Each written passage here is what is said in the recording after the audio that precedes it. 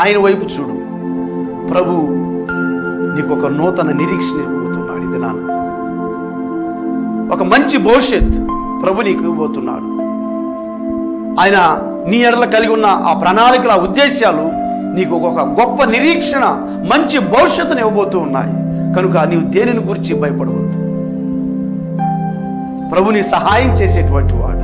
ఎఫెసీ పత్రిక 1వ అధ్యాయము 3వ వచన భాగం చూస్తే ఆత్మ సంబంధమైనటువంటి ప్రతి ఆశీర్వాదమును తండ్రి అయిన దేవుడు కుమారుడైన యేసుక్రీస్తు ప్రభువుల ద్వారా మనకు అనుగ్రహించి ఉంటూ ఉన్నాడు.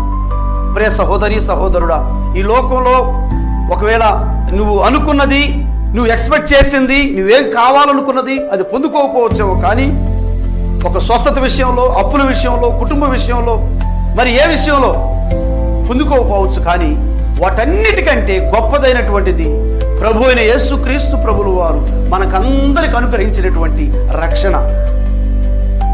రక్షణ లేకుండా ఇవన్నీ ఉన్న వ్యర్థం. ఈ కార్యక్రమాన్ని వీక్షిస్తున్న ప్రియ సహోదరి సహోదరుడా, ప్రభువుని నమ్మావా? మారు మనస్సు రక్షణ అనుభవంలోకి వచ్చావా? ఇంకా బాప్తిస్తానికి సిద్ధపడలేదా? ప్రభు నీతో మాట్లాడుతున్నాడు. సిద్ధపడు. నీ పేరు గొర్రెపిల్ల జీవగ్రంథంలో లిఖించబడాలి.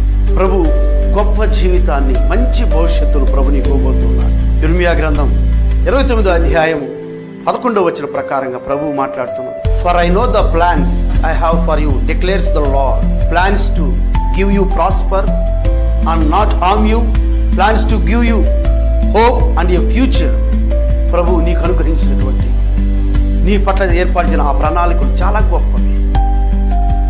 అవి నీకు మేలు చేసేటువంటి, నీకు దీవెనకరంగా చేసే అన్ని విషయాల్లో ప్రభువుని ఆశీర్వదించేటువంటి. ఎఫెసీ పత్రిక 1వ అధ్యాయం 3వ వచన ప్రకారంగా మన ప్రభు అయిన యేసు క్రీస్తు యొక్క తండ్రి యొక్క దేవుడు స్తుతింపబడునుగాక. ఆయన క్రీస్తునందు పరలోక విషయములలో ఆత్మ సంబంధమైన ప్రతి ఆశీర్వాదమును మనకు అనుగ్రహించెను. దేవునికి స్తోత్రం.